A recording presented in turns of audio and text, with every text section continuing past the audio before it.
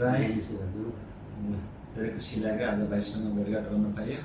हामी चाहिँ प्रायः सामाजिक सञ्जालबाट नै भाइसँग भेट भएको र हाम्रो एउटा केमिस्ट्री मिलिसकेपछि अनि भाइको डिमान्ड अनुसार मैले चाहिँ यो अर्कबादको पुस्तक र यो ड्रेस उहाँलाई दिँदैछु। भाइलाई कस्तो लागिरहेछ भने एकदमै राम्रो लागिरहेछ, खुसी लागेको छ। धेरै समयको प्रतीक्षापछि दाइसँग भेटघाट पनि पहिलो भेट पनि हामी दाजु पहिलो भेट पनि अनि पहिलो भेटमा हामी दाइले जुन सामान ल्याइदिनु भयो मैले अर्डर गरेको थिएँ।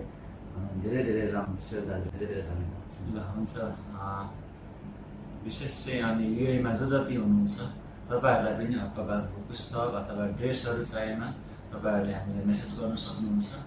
अब हामी आफ्नो आस्था धर्म जुनैमा राखे तापनि हामीले देश बनाउने अभियानमा चाहिँ अब अर्कबाद नै अहिलेको समयमा आवश्यकता हामीले देखेका छौँ।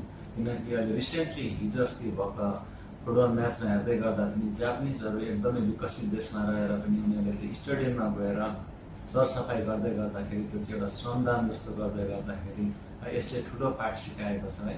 हामी सफा हुनुपर्ने, हामी एकता भएर काम गर्नुपर्ने भन्ने कुराले चाहिँ धेरै चेतना दिएको कारणले गर्दाखेरि हामी चाहिँ अहिले अर्कबादलाई अभियानमा छौँ र तपाईँहरू जोडिन सक्नुहुन्छ। हुन्छ, धन्यवाद।